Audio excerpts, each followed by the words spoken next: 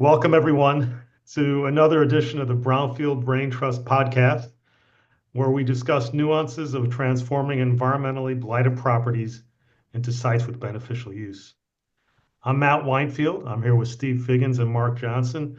And today we're going to discuss oil production fields. How does their remediation differ from what I'm calling standard industrial remediation projects?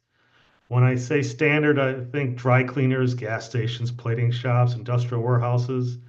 When we talk about oil production fields, think wells, open fields, collection tanks, production pumps, oil collection ponds. Now, there's different agencies involved.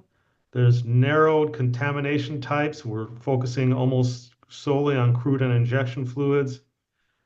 And there's the complicated and hard to pin down costs of well abandonment.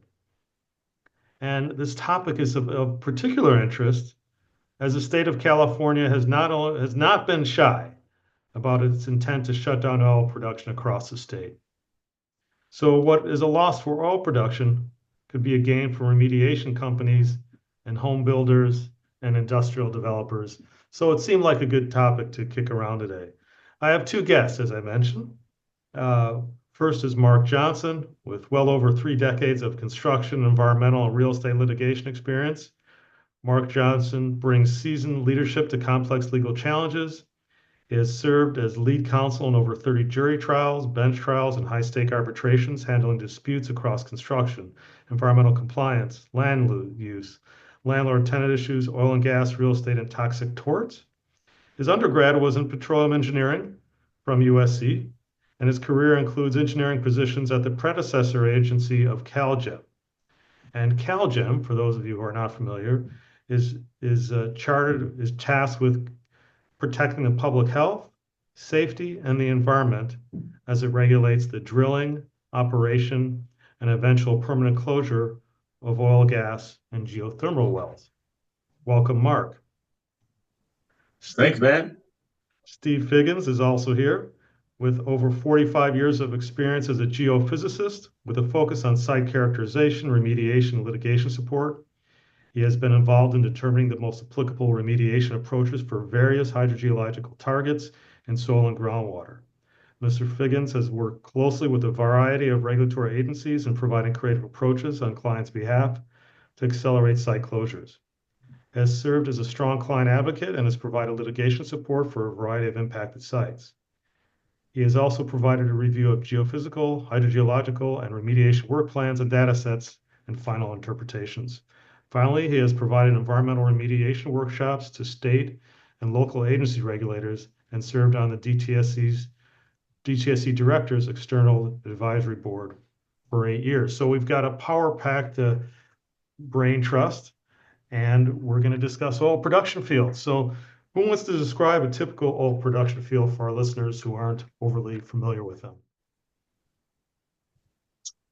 Well, I mean, I can start with that, and Steve, feel free to join in. So, Okay. as Matt said, so I have a petroleum engineering degree. I worked for the predecessor to what used to be called Dogger, now it's called CalGEM. And what I was involved in is I tell people that the Deepwater Horizon movie, what I did in terms of inspecting wells and drilling of wells in California. Um, so a typical oil and gas production facility in California uh, basically involves a well and then some limited facilities in terms of separating oil and gas from water. Because California, most of the wells in California have a very high, what's called a cut, meaning that for every barrel of oil, there's probably at least 50 barrels of water that are produced. And there's needs to those the water needs to be handled and separated and dealt with and disposed of, typically through a disposal well. So as you go through the history of oil production in California, the wells were drilled basically with a mind almost exclusively towards producing oil and gas. As we went through and became more developed as a real property asset, the wells were then, many of the oil fields were then essentially shrunk, meaning that they combined oil and gas wells into what's known as islands, although they're on land, so that you could develop the develop uh, make the real estate itself more productive than just producing oil and gas. Example: Chevron in Brea, Chevron on Huntington Beach.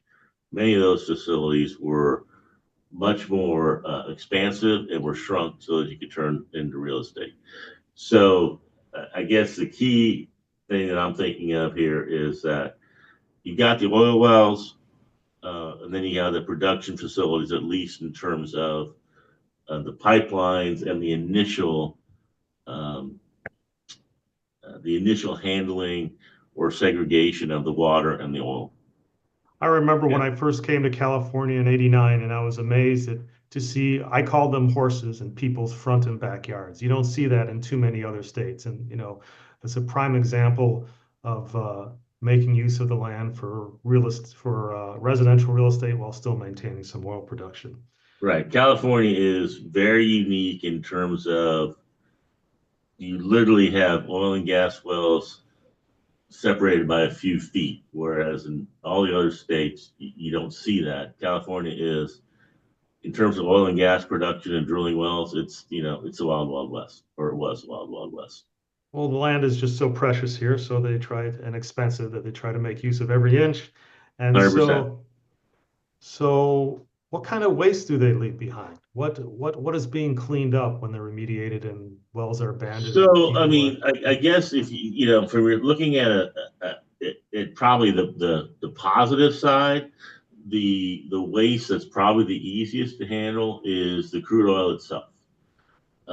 Meaning the waste that comes from drilling a well and incidental releases. Obviously, they're not trying to release; they're trying to make money by selling the oil and gas. But there are incidental releases. I think where you'll see the greater impacts are two things, in my opinion. So nowadays, if you drill an oil well or produce an oil well, it's really handled by what they call mud trucks, which is essentially a big a big oil tanker, for lack of a better word, that handles the drilling muds and other things that are necessary to drill a well. But back in the day, they just dug a hole, and the mud that was used to drill a well was literally on-site mud. And typically, sometimes those drilling operations would include materials that are now hazardous in terms of modern day techniques. The other thing that you'll find is that um, oil and gas wells do produce, as I said to start with, they do produce typically in California a high percentage of water. That water has petroleum fluids and gas and other things that do contaminate and do need to be dealt with.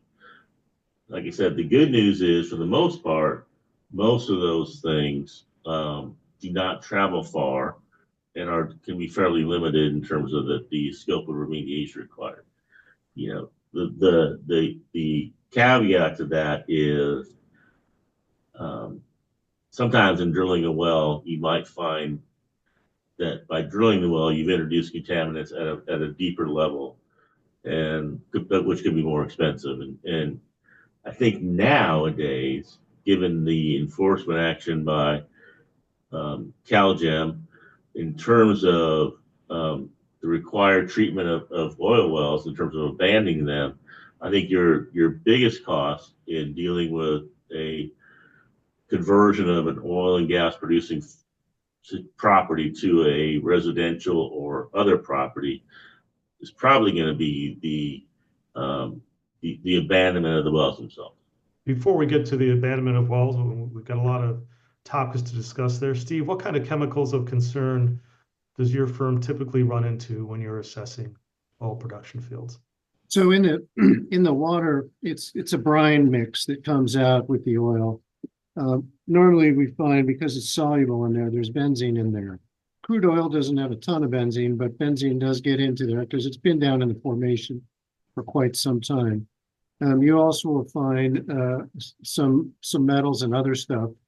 Many years ago, back in the day, as Mark calls it, like in Bakersfield, they would dig a pond and they would put the brine water in there.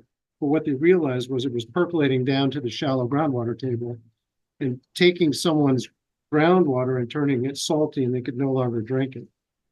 So they figured out as the regulations changed, and they got smart because a lot of people in the oil business are very smart. They used wells that were not performing, and they would inject the brine back into those wells and move through the formation, the oil to harvest it. But back to the chemicals. So in the brine, we find a lot of benzene. Occasionally, there's some naturally occurring radioactive materials. But what's left on the site, Matt, is really long chain hydrocarbons, crude oil, little longer chains than diesel, if you will. So it's not like you talked about standard sites where you have solvents and other stuff that are more mobile. In groundwater here, you've got crude oil. It's kind of a dirty soil issue, and a lot of people want to scrape that up. The sump that Mark was referring to is, and I worked on a couple of oil fields. I did geophysics exploration for oil starting back in 1980. And they would dig a bulldozer and they basically dug a giant swimming pool, about the size of a swimming pool with a berm around it. And they cycled the mud and all of the fluids while drilling the well in and out of that. When the well was done and developed, they would take the bulldozer and they would push the dirt back into that and just top it off. So now you've got this sump. You can see some of these if you look at old aerial photos.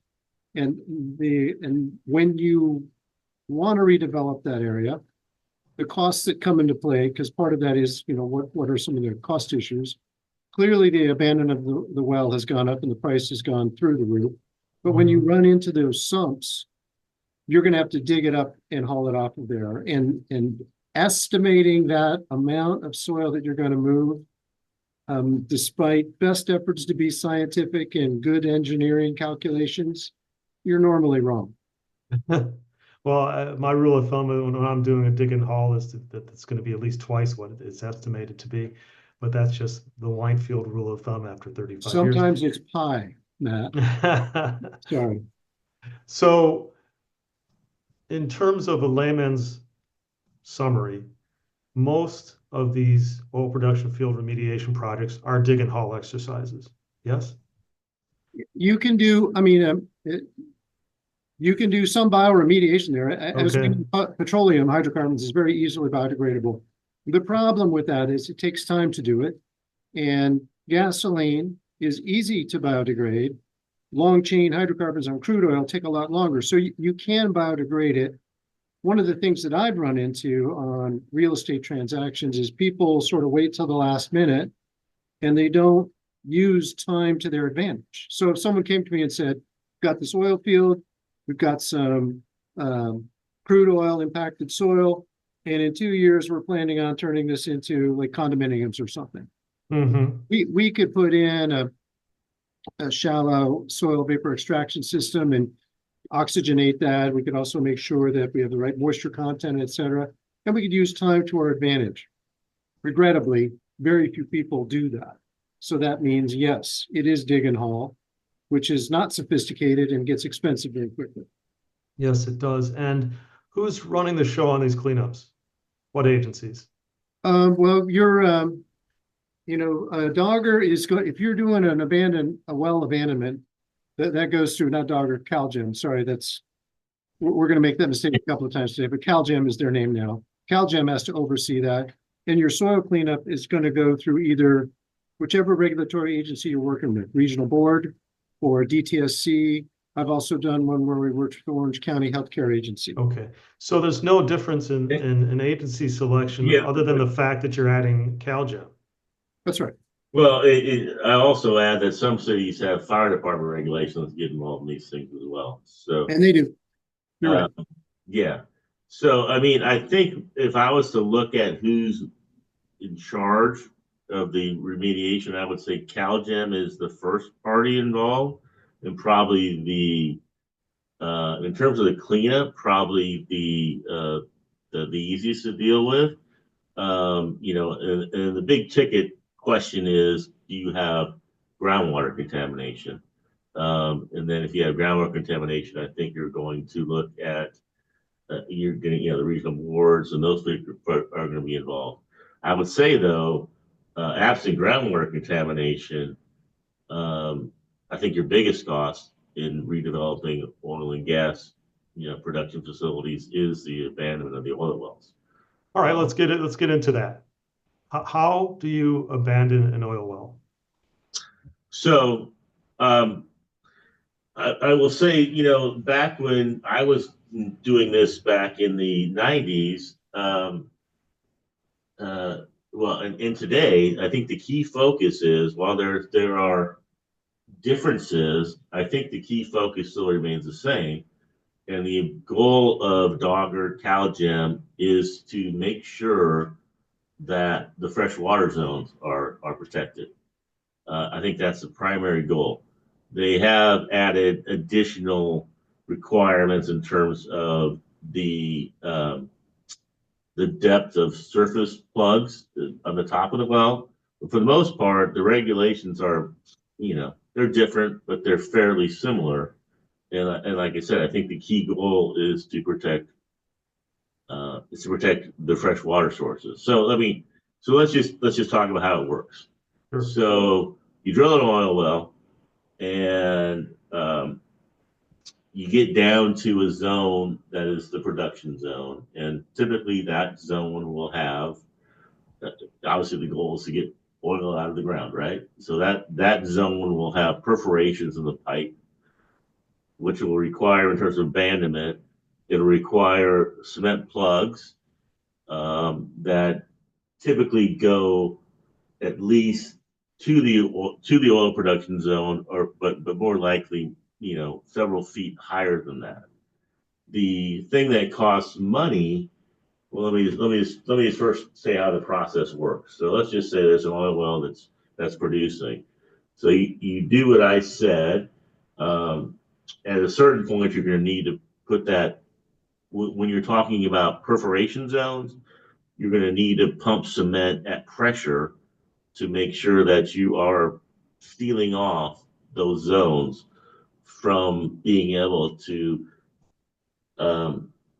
leak oil. Because, as I said, the key from the government's point of view is to not contaminate the fresh water zone. And then if you go up from there, let's just, like, again, I'm assuming a well doesn't have issues, so to speak. When you go up, you'll have to basically do an explosion at the freshwater zone, which is basically you literally take I'm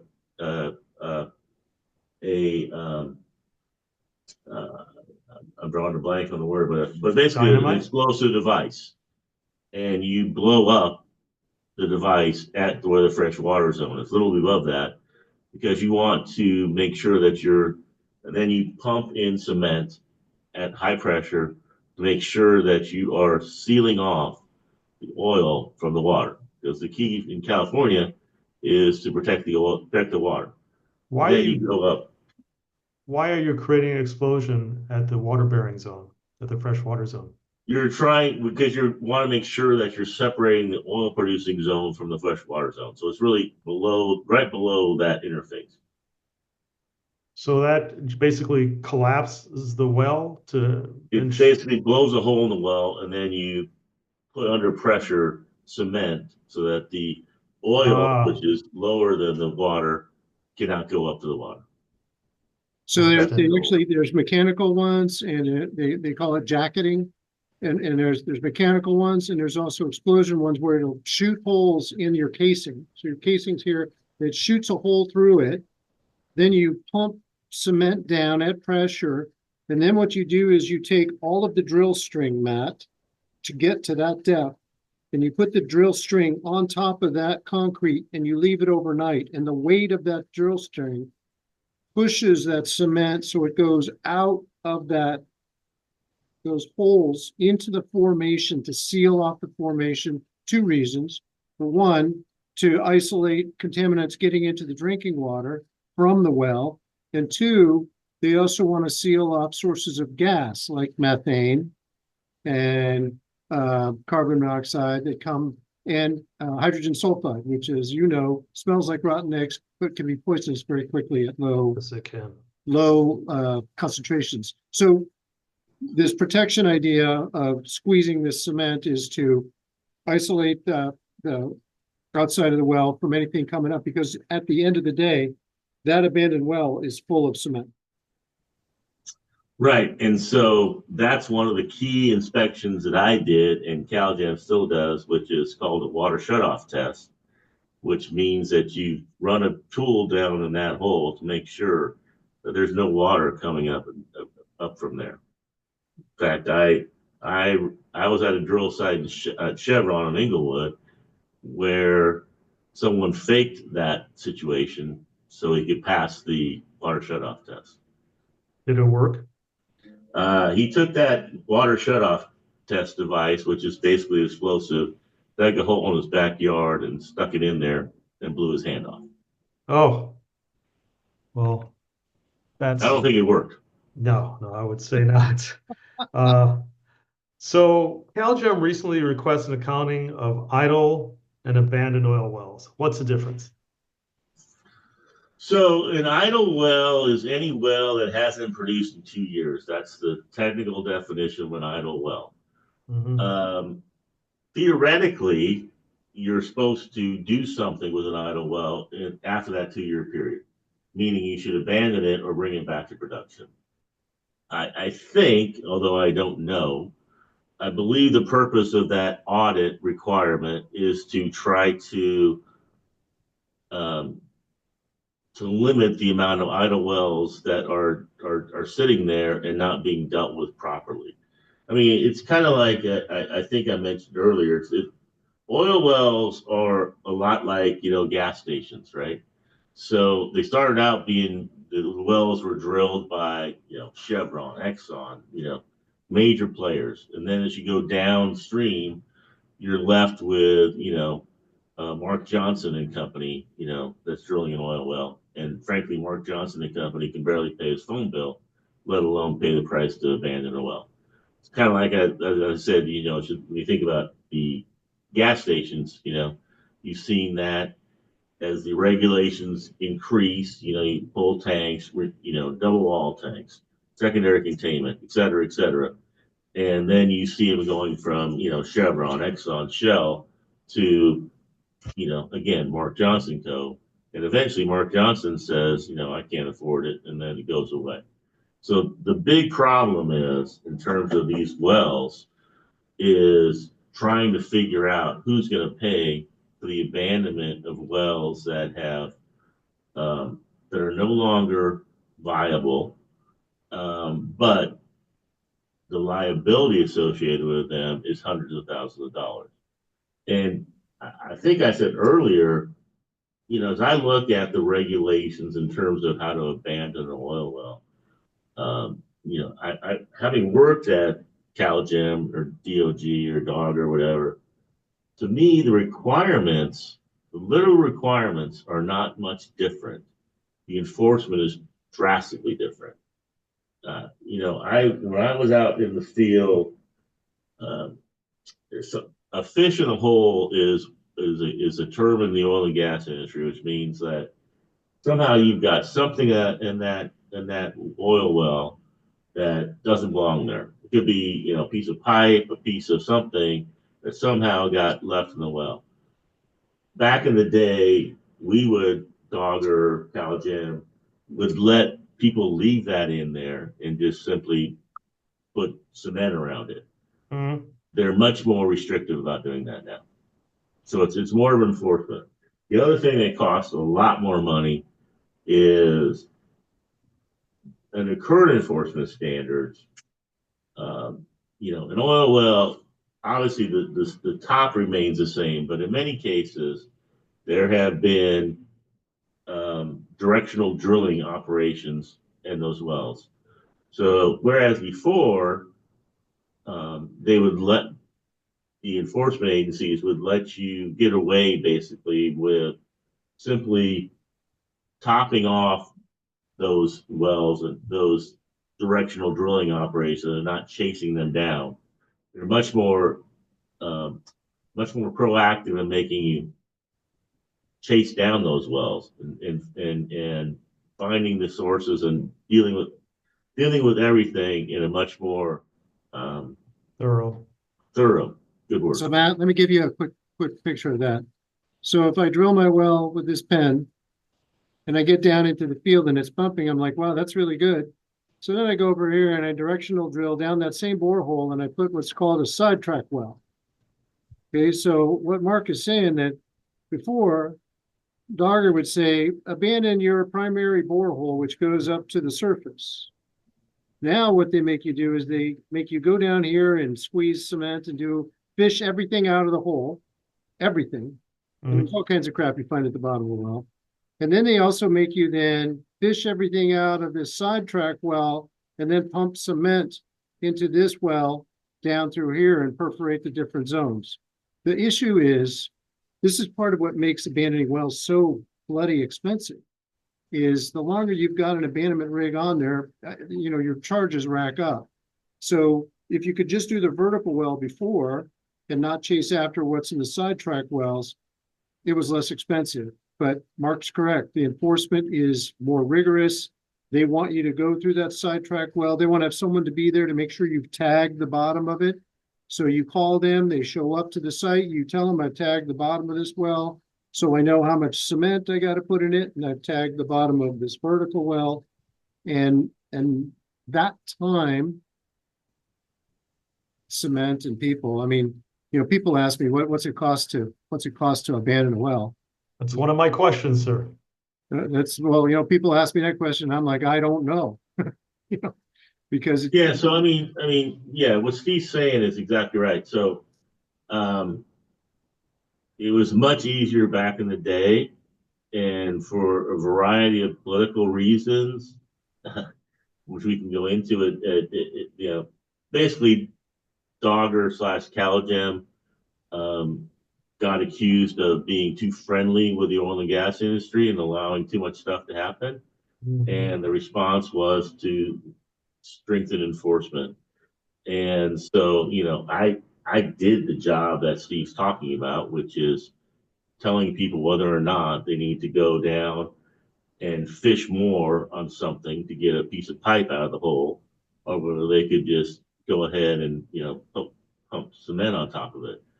So the ability or the discretion of CalGEM engineers to allow just to leave the fish in the hole is much more limited because, frankly, because of political pressure and scrutiny. Well, along those lines, I've heard stories, and tell me if I've heard correctly, that someone will try to buy a site and they'll have an abandoned well, but because it hasn't been abandoned recently, it has to be re-abandoned. Is that what's going on, Steve? So we did a site, and it was there were four wells and one abandoned well. So we were working with subcontractors on abandoning the well. We put together borehole logs. We ran those by, and this is right as Dogger was changing its name to CalGEM. So we ran that by them. We tagged the bottom of the well. They'd send someone out to the site. So we abandoned the 4 wells. Then the 5th well, we knew it was there. We had to find it, and because it had been cut off and it was now buried, so there's no surface expression. We got in the area using a magnetometer, a geophysical method, and then took a backhoe and scraped around, and we found the well. They then did a test on the well, and this well, Matt, is not super sophisticated. You've got the pipe coming out of the ground, and it's full of cement, and you pour water on top of that, and you fill it up with water, so you've got the entire surface covered with water, and then when you see bubbles, you know that the well is not tight. So what's coming out? It could be methane, could be H2S, could be carbon dioxide, but it doesn't matter. The well's not tight. So then what we had to do is we had to rig up, drill through 2,800 feet of concrete and re-abandon that well. So the reabandonment is just based on whether it passes its initial test. It's That's right. Yeah, but I'll just say that. Well, so let's talk about two things. So first of all, I mean, to go back in history, right? Oil and gas wells in California. Doheny found the wells that the Native Americans were using, basically around Dodger Stadium. So there are hundreds of wells around Dodger Stadium, Chinatown, that there's no record of, and you could run into them, and they're either abandoned or not abandoned. And if I think one thing we should talk about is abandonment requirements depend on where the well is located and what you're trying to do with the property, right? So if you've got a well that you can put in an area on a property that is that you can somehow figure out how to make it accessible so that you can get a rig in there to abandon it, your requirements are much less restrictive than if you're going to put a building over the well, right? Because you put a building over the well, you're going to have methane venting, you're going to have methane, vapor concepts, all those. But so if you can figure out a way to position your development of the site so that you can actually come in and deal with the well if it has problems going forward, you can restrict your your requirements in terms of the abandonment of the well. so typical costs, just vertical, no horizontal, going maybe 4,000 feet. Couple $100,000, Mark. I was gonna say 250, but yeah. And that's assuming there's no junk to fish out, no problems. The number of wells, Matt, when you put together the wellbore diagram, you go through the records, you see what they have at CalGEM. You'll find a fair amount of wells where they left, 1,000 feet of open borehole where they spun the casing out because, back in the 20s, 30s, 40s, and 50s, that's steel casing was not inexpensive. So they would spin that casing out of the ground. They would drop in a surface plug, maybe, 10, 15 feet of concrete, and they would use that casing on another hole. So Yeah, having worked with Dogger, there's lots of wells that have essentially very little cement and basically mud, which it's not going to work. Yeah, it's not their standard. So the problem is that, each well is custom. Each well is whatever was left in the hole, how much casing is there, what is the current status of the concrete, and those sorts of things. So it's, you're really hard pressed to come up with a standard cost to plug a well is this, because we've seen them go up to $1 million when there's all kinds of trouble and other stuff. And it can be a huge expense. And, people have asked me, they say, well, I've got a property that has an idled well on it. Mark talked before about there's a producing well, there's an idle well, which hasn't had anything done in 2 years. There's an abandoned well, and then there's an orphaned well. An orphan well is kind of like an orphan site that you're used to dealing with. There's an oil well there. There's no owner. There's no one working on it. I did a little research preparing for this podcast. So if you go through here in California, the oil industry paid tens of millions of dollars to fund the work of figuring out where orphaned wells are.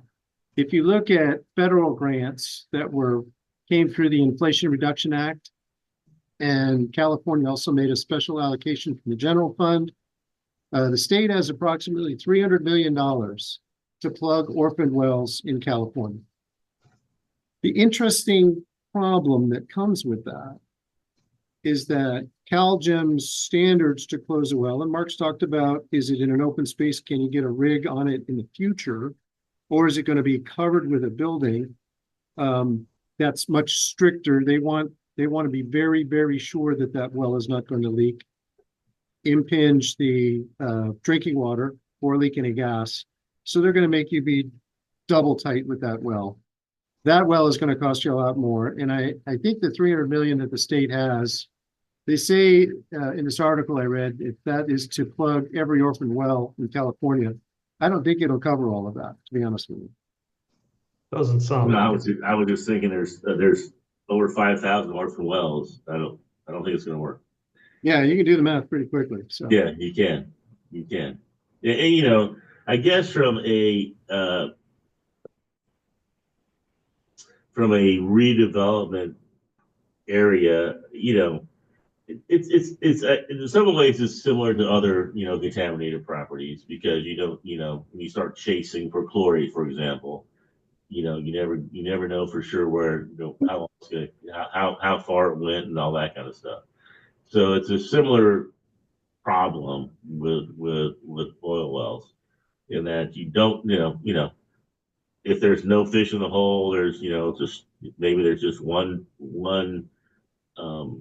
bore, not multiple bores. You can get a better handle on it. But once you get into it, you're into it, and then you can't really just leave it. You know what I'm saying? Well, Yeah. for the sake of quick math, 300 million divided by 5,300 orphan wells is about 57,000 per well. So that's not going to do it. It's not going to do it.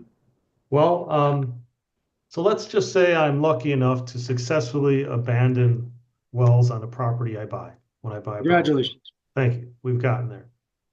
So those wells are been properly abandoned and CalGEM has given us, do they give us a certification of well abandonment or something They of that nature? do, they do, but it's like, yeah. The answer to your question is yes. Okay, Does that so mean that you're 100% done? No, of course not, because no government does that, right? so we're as well as we can be as can be expected at a certain point, and now we've got these sumps to excavate and clear out, and there may be some residual benzene on site because crude does have benzene and toluene, ethylbenzene, and xylenes. So does the soil vapor intrusion standards apply here, or is there some sort of petroleum exclusion? Because so there's a soil vapor intrusion guidance document that DTSC, Cal EPA, and the state board have put out, and it's got some very stringent vapor intrusion criteria for benzene. Do you have to reference that, or are you given a reprieve? There's no exclusion. So Okay. Yeah, yeah, you're going to exactly. have to look in soil vapor for any kind of volatiles. I mean, crude oil doesn't have the ethylbenzene, the xylene, the toluene. Those are from refined crude that's been cracked right through a Right. refinery. Um, Okay, but thank you. you still have to, because remember the agency that you're working with, Matt, you're working with CalGEM on getting this. I got my well closed. Good job. Okay, thank you very much. Now, if I've got this sump, I've got impacted soil with hydrocarbons, and you're going to be in the DO range, the longer chain stuff. You're going to be cleaning up to that, and they're going to make you look at soil vapor to see if there's any lighter end stuff there. So once you've taken care of the challenging job of abandoning the oil to CalGEM specs, now you're back to dealing with our friends at the regional board and DTSC on a soil cleanup and making sure that there are no vapor levels. I will say if you're doing a sump cleanup, that it's going to be more about removing the impacted soil that was in that sump when they bulldozed it back in and sat there for how many years. There's going to be more of that as an issue, which you'll have to dig up. Then there will be vapor issues. Yeah, I mean, what Steve said, I 100% agree with. You are going to be subject to the vapor standards, but the positive news is that the volatiles, the BTEX is it's much lower than you're going to find in a gasoline site, right? So theoretically, your vapor issues are going to be less. And I personally believe that there is a significant market to convert lower producing oil wells and oil fields to positive redevelopment. You know, there's there's lots of sites in Huntington Beach and Brea and whatever where all those sites were massive oil fields that are now you know very nice residential areas. So Well, let's I talk about more than marketing forces. Now, the state of California is trying to drive out oil production statewide. correct. I don't recall what year they're trying to do it by. Do either of you two? I think it's 35, but I could be wrong. I'm looking that up. So there's going to be opportunities for redevelopment of these sites. And so today we've talked what technologies are used to clean up sites. We've discussed the difficulty of abandoned wells. We've discussed how there's active, idle, orphan, and abandoned wells. We've talked a little bit about these sumps that are constantly uh, developed on site. And now we're talking a little bit about what the state of California is going to want us to do. Now, Sorry about that. I don't know if Steve has come up with a year in which these Still working wells on need it. to be abandoned, but we're still working on that. Mark, any we will be editing this out. 2045 is the date. 2045 Yeah, is new There's a study ways with a to plan go. to phase out I mean, oil extraction by 2045. Can you say that I'm not. again, Steve? This isn't. I guess the reality is there are so many wells in. It's similar to Matt. The issue about all these contaminated sites in Harbor City and Wilmington and blah blah blah, right? That are not owned by TRW or Exxon or they're owned by Matt Winefield and Sons plating company, right? And so they don't have the ability to clean those up, which is I think a similar issue what's going on with the oil wells. Um, and I don't know what the solution is to that. I do know that these properties are worth a hell of a lot of money, but you know, if you got a contaminated site and you're operating a business on it, your best solution is to not worry about it and just don't test and don't tell anybody, just keep on operating. So that's kind of the things that's going on with oil wells, frankly. Well, I don't think given the 2045 goal of removing all oil production capabilities in the state is going to allow people to just ignore these kinds of remediation projects. What do you think, Mark? I, I think you're talking about enforcement issues, man. And I don't know. I mean, literally, how many contaminated sites are you aware of that no one has ever asked anybody to do anything about?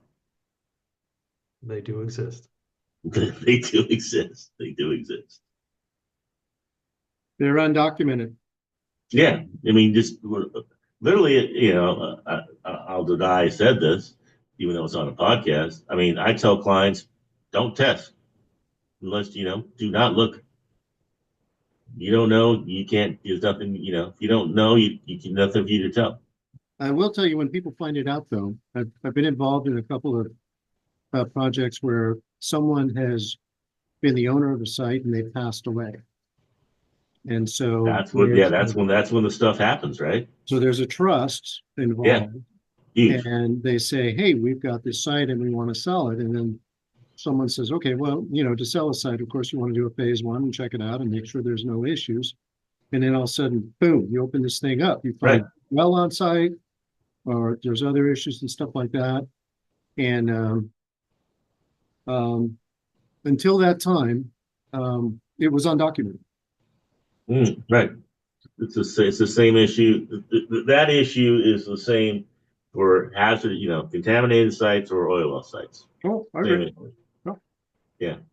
Well, I think we've discussed quite a bit in the oil production realm. Are there any other topics you two want to bring up? The only thing I will say is I think that the good news for trying to redevelop oil sites is that dealing with the contamination issues should be, with the exception of sumps and things that have hazardous waste and that stuff in it. Dealing with the contamination issues should be less problematic than they would be as, for example, a plating site or a dry cleaner site. The wild card is the enforcement of the abandonment requirements, depending on where you are going to site your building. Because while I think the standards are fairly similar to what they were years ago, the enforcement of those standards is much more aggressive. Well, if anybody, yeah, go ahead, Steve. Sorry, Matt. I was just going to add to that too, that, I mean, you and I have run into challenges working with the regulators on trying to, I work for a firm. We're about solving the problem. We clean up sites. We're not dodging it. We're not dragging our feet. We try to go in, figure out what it is, fix it, clean it up, and be done with it. My approach when I'm working with the folks, CalGEM, is very much the same as when I'm working with folks at the Regional Board and DTSC. I try to be upfront. I try to be the problem solver. I try to work with them, right? I'm like, we have this problem. Let's work together. We're both scientists. Let's solve the problem. I've gone into that and I've tried to create this working environment. I will tell you, with no surprise, that sometimes that has worked in our favor and helped move the project along, and other times the regulators can't get out of their own way and they create all kinds of problems that stall and slow down projects, and sometimes make them more expensive than people can afford to do. So it's not, we don't live in a beautiful world where everyone's got unicorns and butterflies.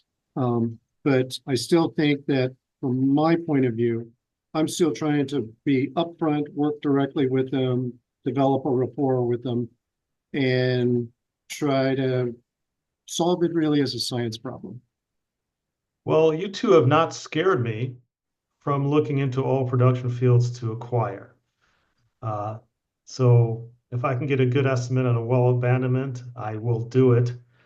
Maybe I can get some insurance to cap the cost, but I've looked for that before, I've not gotten it. But I think that some of the costs of the remediation aren't as daunting as some of the other facilities we've mentioned here.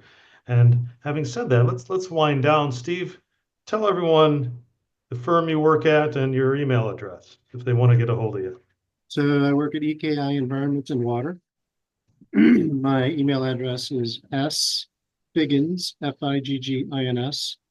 at ekiconsult.com.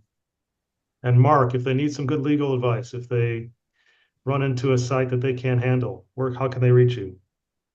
You can reach me. I'm a principal at Offutt Kerman, and my email is Mark, MARK Johnson, JOHNSON, at Offutt, OFFIT, Kerman, KURMAN.com. And I'm Matt Winefield. I buy brownfields voluntarily, and the email address is mw@winefieldinc.com. It's been a pleasure hosting Steve Figgins and Mark Johnson to discuss another episode of the Brownfield Braintrust and talking about dirty dirt. It's what we do and what we enjoy. Thank you, everyone, for listening. Thanks, Matt. Thanks, Matt.